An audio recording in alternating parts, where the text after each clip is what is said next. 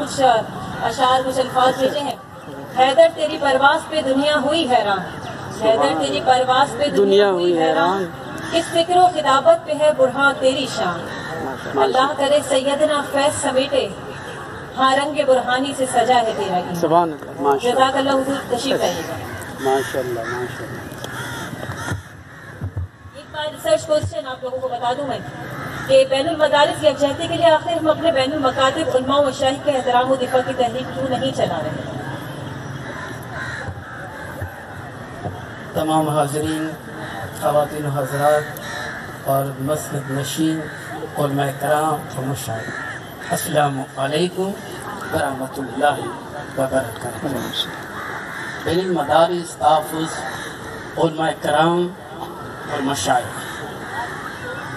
تحفظ حکومت وقت کی ذمہ داری ہے, دینی مدارسوں کے لیے اور علماء کرام کے لیے حکومت وقت کی خاص ذمہ داری ہے. میں ان کی اہمیت کا اندازہ لگانے کی کوشش کرتا ہوں, آپ کو بتاتا ہوں.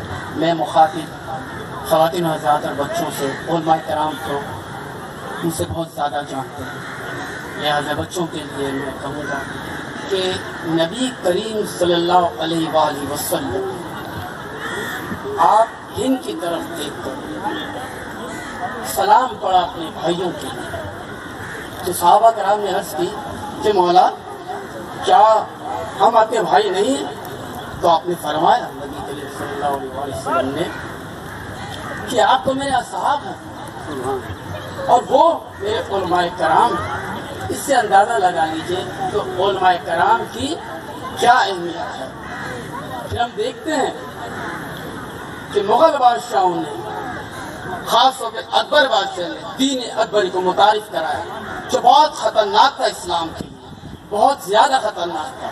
اس وقت کے علماء کرام نے سخت ناراضگی کا اظہار کیا اور دین اکبر کو ختم کر دیا. سوچئے کہ اگر علماء کرام قدم نہ اٹھاتے تو آج کیا ہو جاتا. ہم دیکھتے ہیں قادیانی کا. اسی طرح ہمیں ٹوکنا چاہیے, روکنا چاہیے, اخلاقی جرأت پیدا کرنا چاہیے. اور ہم نے یہ بھی دیکھا کہ مغل سلطنت میں کس طرح سے بادشاہوں کو دربار میں بلایا جاتا ہے. وہ میں الفاظ دہرانا نہیں چاہتا, مستعفی اس کی اللہ تعالیٰ کو شہنشاہ کو پتہ نہیں کیا سمجھتے تھے. لیکن ایک وقت آیا کہ انہوں نے اپنی مسلک کی بقا کے لیے, دین کو نقصان پہنچانے کے لیے علماء کرام کو شہید کیا. لیکن اس کے باوجود ان کی اولادوں نے, ان کے طالب علموں نے حق کا دامن تھامے